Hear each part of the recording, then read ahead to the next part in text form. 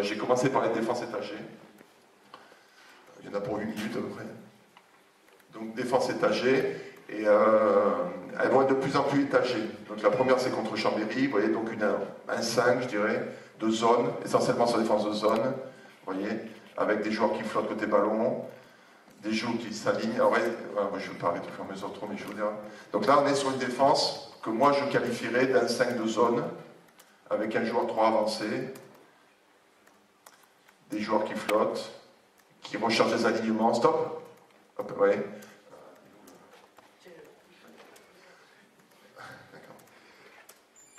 On est beaucoup sur des travails d'alignement, d'accord, alignement, changement, vous voyez, donc on recherche, voilà, là il y a un alignement, vous voyez, il y a un alignement, vas-y. Donc, voilà, beaucoup d'activités, beaucoup de bras, donc à nouveau une défense, un 5 de zone contre le même match, vous voyez, toujours de l'alignement ici, beaucoup d'activités, ça flotte, tac, entraide, d'accord, fermeture. Alors ce qui a beaucoup changé entre la Pro B et la D1, c'est la qualité des attaquants. D'accord. Ce qu'il faut savoir, c'est que nous, on était beaucoup sur de la neutralisation. Alors, ouais, tac. Ok, on va la remettre, Manu, s'il te plaît, juste celle-ci. Alors, deux choses par rapport à ça. Nous, on était beaucoup sur la neutralisation, c'est-à-dire qu'on disait aux joueurs neutraliser, neutraliser, neutraliser. Et la défense de zone amène du surnombre côté ballon et qui fait qu'on se retrouve beaucoup dans la situation où on peut neutraliser les joueurs. Le problème, c'est que par rapport aux joueurs de D1 de très haut niveau qu'on a joué cette année, ils étaient carrément, très souvent, inattrapables. D'accord. Pour plusieurs raisons. D'abord parce que le joueur est tout le temps dans un souci de continuité au niveau du jeu. Donc énormément de joueurs de D1 de la base arrière ne se font jamais prendre ballon en main. D'accord. Et deuxièmement, les joueurs sont tellement forts avec le haut du corps que même quand ils se font prendre, ils arrivent à protéger, à faire vivre. D'accord. Donc fatalement, par rapport à des joueurs qui avaient l'habitude de beaucoup attraper, toucher, c'est pas l'envie. Alors, c'est pas l'envie qui leur manque, mais c'est dans le rapport de force que ça devient de plus en plus difficile. Ok. Voilà. Alors oui, pardon, stop. Comme on est dans la dialectique attaque-défense, par rapport à cette défense, un 5 de zone, ce qui est très difficile et ce qui nous fait mal, et qui était très compliqué, c'est très souvent ils mettent un joueur haut, d'accord, et il y a un joueur bas. Et quand le problème c'est détresse et Bertrand Gilles, les deux pivots qui se retrouvent dedans, c'est pas des faux pivots, quoi. D'accord. Et très souvent, si vous voulez, l'attaque d'une défense de zone et qui flotte pour côté ballon, c'est mettre un joueur haut en poste, alors soit sur des Iago, sur des postes, et pendant ce temps-là, qui est conjugué avec une pénétration, qui fait que le but de l'attaque, c'est de foutre le bordel dans les 2-3 centraux, alors pas pour bien, donc détresse, il porte la balle, pendant ce temps-là, il y a Gilles qui rentre, regardez, gestion, changement d'espace, vas-y, il faut vivre la balle, vous voyez, tac, tous les retards que ça met en place, tac, voilà. Ok. Vous voyez, donc c'est dans la dialectique. Voilà. Donc là, ça continue, toujours de défense de zone. 5.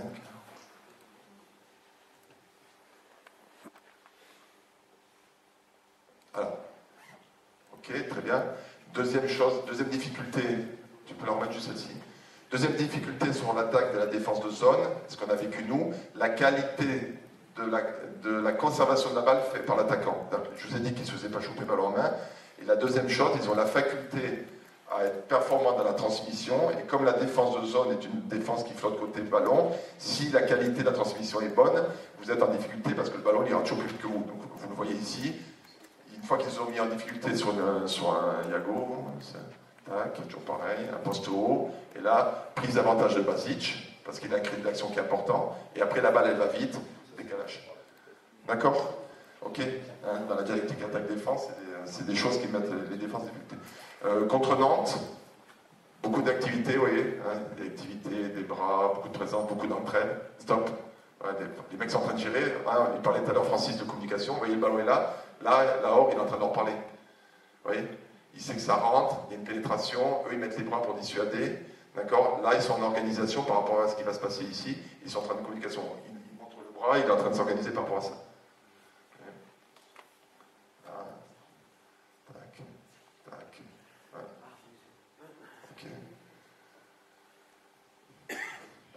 toujours beaucoup de bras, beaucoup de dissuasion, beaucoup de bras, tac, pénétration.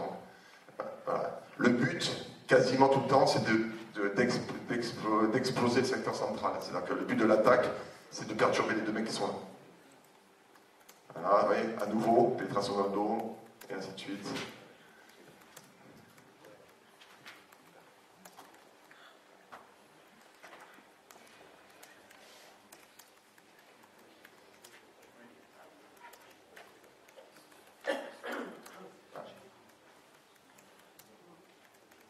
Attends, remets-la juste. Là, si vous êtes complètement dans une défense de zone, 5 secondes d'avance, si tu peux. Voilà, le contre. Stop, ouais. D'abord sur le contre.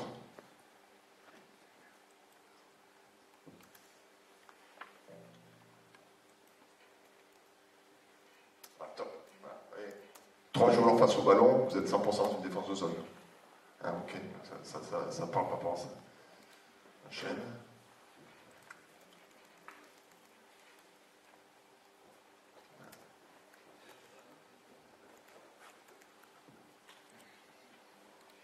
Toujours Nantes, Entrerios. Quand vous avez Entrerios, fatalement, ça vous met en difficulté. Ah, ok, alors.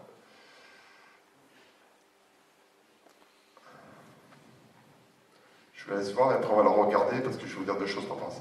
Ouais. Ok, alors, tu peux la remettre. L'autre chose qui met beaucoup en difficulté la défense de zone, et ce qui est nouveau depuis 3-4 ans, c'est les pivots de très très grande taille. Ça rejoint ce qu'a dit tout à l'heure Francis, qui mettent sur les numéros 1 à l'aile. D'accord, les ailiers, ce qu'on appelle les numéros 1. De plus en plus, ils mettent des joueurs de grande taille sur les numéros 1, qui font des mecs qui font 80 kg, 75 kg. Bon, encore là, c'est Garbi, c'est pas Broa Fernandez. Broa Fernandez, il fait 2m6, 123 kg.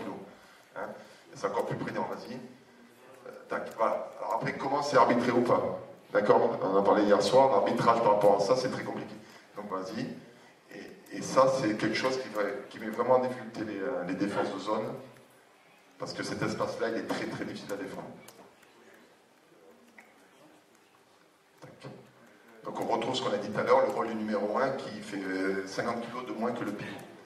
La deuxième chose que je vais vous leur montrer là, ça va être après, c'est Entrerios. Sur quelque chose dont il faut parler 2 minutes, c'est le travail avec le contre. Tu vas l'arrêter quand je vais te dire, Manu.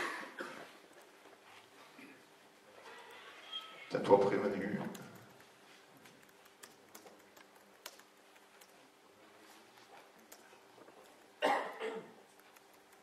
Stop. Voilà. Encore, juste un petit top. Voilà. Là, c'est un travail avec le contre. D'accord? C'est-à-dire qu'il y a tout un travail à mettre en place en sachant qu'est-ce qu'il prend lui, qu'est-ce que prend le gardien de but. D'accord? Au haut niveau, sur les tirs de loin, il y a quasiment, c'est que du travail de contre et une relation. D'accord? Donc ça aussi, c'est des heures et des heures et des heures d'entraînement. Le gardien, là, comme Entrerios, il a dépassé, il n'est pas encore sur Miniakov numéro 3 et qu'il a dépassé le numéro 2, le numéro 2 enchaîne une tâche et prend le premier poteau. D'accord? Et Entrerios, il peut tirer que dans le soleil, enfin, et le gardien de but va prendre le soleil. D'accord? Vas-y.